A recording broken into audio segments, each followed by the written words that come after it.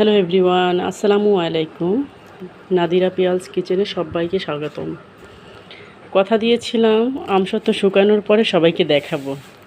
গতকালকে একটা শুকনো দিয়েছিলাম একদিন, তো আজকে চিন্তা করলাম আরেকটু শুকালে মন্দ হয় না, তাই আজকেও একটু দিলাম। হাফ বেলা দিয়ে নিয়ে আসলাম। আপনাদেরকে এটার পুরোটা দেখাবার কথা বলেছিলাম। যে দেখুন গ্রিন কালারটা, এই যে গ্রিন কালার আমসত্ত্বটা জাস্ট এইরকম। আমার কাছে এর থেকে পুরো আর ভালো লাগে না।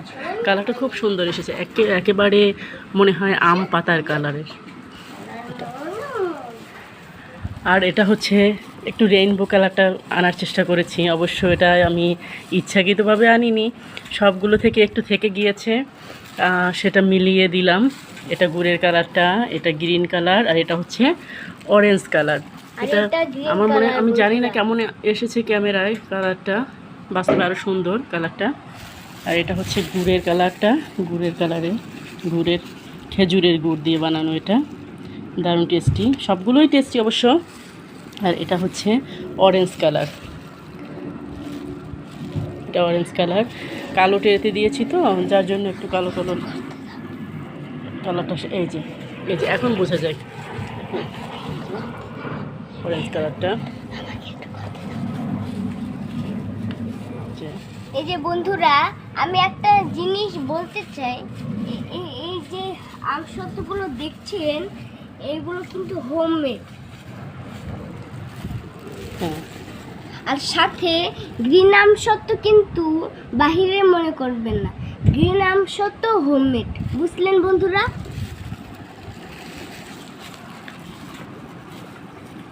এগুলো আমি 1 থেকে 2 বছর আমি ডিপ ফ্রিজে রেখে সংরক্ষণ করতে পারবো। দারুণ টেস্টি, টক ঝাল মিষ্টি আমসত্ত্ব। আর আপনারা যারা চান, অবশ্য আমি অবশ্য টক ঝালটা খেতে পছন্দ করি, সে দেখে সবগুলোই টক ঝাল বানালাম। আর বাচ্চাদের ক্ষেত্রে অবশ্যই, যে বাচ্চারা ঝাল খেতে না পারবে তাদের জন্য মিষ্টি আমসত্ত্ব বানানো যাবে। হ্যাঁ বন্ধুরা, যাদের দেখে লোভ রাখবে তারা আমাদের বাসায় আসবেন, আমার মা আপনাদেরকে আমসত্ত্ব আর বানিয়ে। অবশ্যই আমাদের ইউটিউব চ্যানেলটি লাইক সাবস্ক্রাইব করে দিবেন। আর পাশে দেখা হচ্ছে, বেল আইকনটি অন করে দিবে। আর দেখা হচ্ছে পরের ভিডিওতে। Bye bye. বাই বাই, আসসালাম।